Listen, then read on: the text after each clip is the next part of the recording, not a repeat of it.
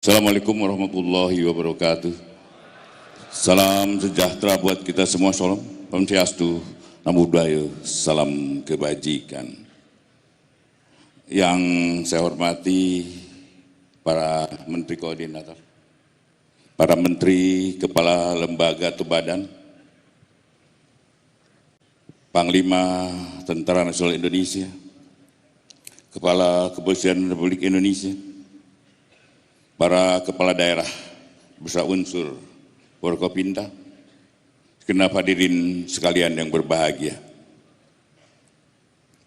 Tentunya pertama-tama mari kita panjatkan puji dan syukur kehadirat Allah Subhanahu wa taala karena atas izinnya kita dapat berkumpul di tempat ini. Tadi disampaikan oleh Pak Menko berdua, kemudian Pak Ateh, bahwa korupsi di Indonesia betul-betul telah memprihatinkan. Bahkan setiap saat, setiap waktu, Bapak Presiden selalu menyampaikan bahwa kebocoran yang terjadi adalah hampir bahkan lebih dari 30% dari anggaran. Bahkan Pak Kepala BPK barusan yang tertib betul-betul sesuai dengan ketentuan yang berlaku hanya 9%. Artinya yang 91% masih insya Allah. Dan itu adalah saya harapkan dengan teman semua. Yang apa yang disampaikan oleh Pak Ateh, tolong tindak lanjuti, benahi. Dan tentunya pembenahan. Kami di Kejaksaan punya unsur yang bisa membantu teman-teman. Baik itu berupa pendampingan, baik itu legal audit, dan banyak hal-hal yang bisa kami berikan pendampingan untuk teman-teman di pemerintah daerah. Kemudian Presiden dengan fokusnya kepada pemberantasan korupsi. Di dalam Astacita, poin 7 menyampaikan penguatan reformasi politik hukum dan birokrasi serta memperkuat pencegahan dan pemberantasan korupsi. Benar juga tadi disampaikan korupsi dari tahun ke tahun bahkan semakin tambah. Dan itu juga. 20 tahun yang lalu kata Pak Ateh, itu juga, begitu juga. Bahkan saya mungkin sedikit berlainan pendapatnya. Zaman sentralisasi, korupsi hanya di segitiga itu aja. Sekarang, dengan otonomi, ada penyebaran korupsi. Sekarang mulai dari kepala desa, pemerintahan terendah sampai terus ke atas. Korupsi sudah menjamur di situ. Walaupun saya sering menyampaikan untuk penanganan korupsi untuk tetap hati-hati. Terutama yang menyangkut kepala daerah, yang menyangkut unsur kepala desa. Kepala desa itu adalah suatu badan, suatu pemerintahan yang terendah, di mana pimpinannya yaitu kepala desa dipilih dari masyarakat, dan masyarakat itu plural, tidak yang berpengetahuan aja, bahkan mohon izin dari orang-orang yang pengetahuannya masih rendah. Kemudian jadi dia dipilih oleh masyarakat menjadi kepala desa. Kepala desa kemudian yang tadinya tidak pernah mengelola keuangan, tiba-tiba diberi kesempatan untuk mengelola keuangan sekitar 1 sampai 2 miliar dalam setahun. Ini adalah tugas berat bagi mereka, karena mereka harus mempertanggungjawabkan ya, sistem keuangan pemerintah. Inilah menyebabkan kebocoran-kebocoran itu terjadi. Karena dia tidak mengerti apa yang harus dia lakukan setelah menerima uang itu. Dan itu yang saya sampaikan pada para jaksa di daerah untuk hati-hati menanganinya. Dan tentunya saya juga ingin menyampaikan pada teman-teman semua bahwa pada korupsi ini tolong untuk para kajati, lakukan penindakan, dan setelah penindakan berikan mereka perbaikan sistemnya. Karena juga sampai dari tahun ke tahun korupsi yang terjadi adalah tetap itu-itu aja. Kalau kita tidak merubah dan memperbaiki sistem yang ada, dan itu akan terjadi menjerat kita semua. Saya minta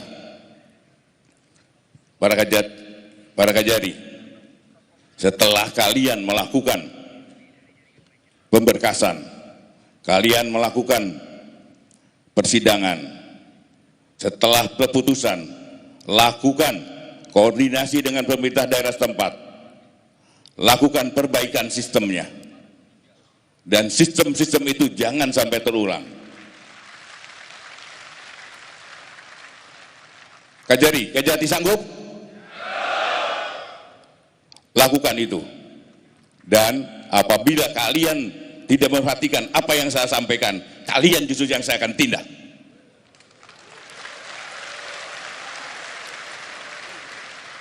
Kemudian juga ingin kesadaran teman-teman kita semua, terutama teman-teman di daerah, bahwa kami bukan mencari kesalahan-kesalahan sehingga teman-teman di daerah menjadi objek kami. Kami tidak menginginkan itu. Tapi yang kami inginkan adalah mari cintai negeri ini, kita rawat negeri ini, dan tentunya karena penilaian dunia terhadap korupsi di Indonesia adalah sangat rendah, dan untuk itu bahkan kita masuk ke wilayah negara yang paling korup. Saya yakin semua juga tidak ingin negara kita disebut adalah negara yang paling korup. Saya yakin kita masih punya harga diri. Dan dari mana kita memulai pemberantasan korupsi? Pemberantasan korupsi kita jangan berteori, tapi mulai dari kita diri sendiri.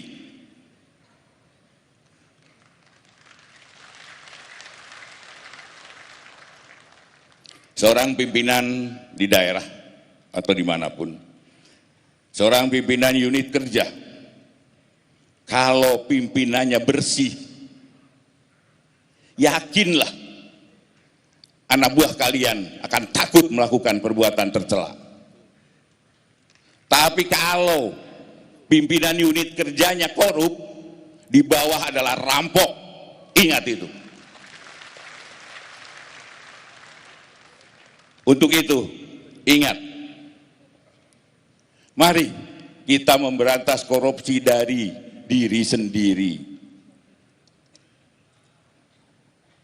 Pak Presiden menyampaikan bahwa busuknya ikan itu dimulai dari kepala.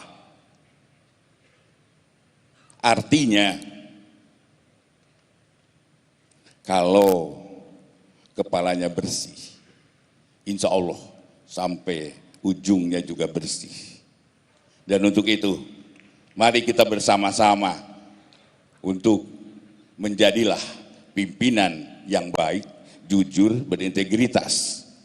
Dan tentunya apabila ada perbuatan korupsi, apabila kepala unit kerjanya tidak pernah melakukan itu, kepala unit kerjanya adalah jujur, integritas, saya yakin-yakinnya apabila anak buah kita melakukan perbuatan tercela korupsi, yakin bahwa pimpinan akan menindak secara tegas. Tetapi bila pimpinannya juga adalah korup, dia tidak akan mau dan tidak akan mampu untuk menindak anggotanya.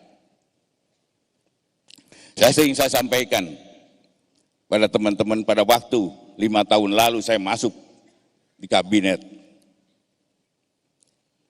Satu hal yang saya selalu ingat, untuk membersihkan halaman diperlukan sapu yang bersih.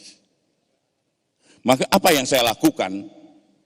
Saya bersih-bersih dulu di kejaksaan.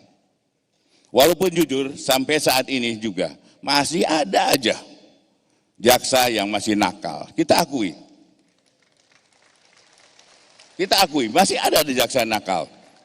Tetapi persentasenya mulai menurun. Dan saya harapkan kalian adalah sebagai sapu para jaksa. Bersihkan dirimu sendiri. Berikan contoh kepada institusi lain bahwa kalian adalah penegak hukum yang diharapkan oleh masyarakat.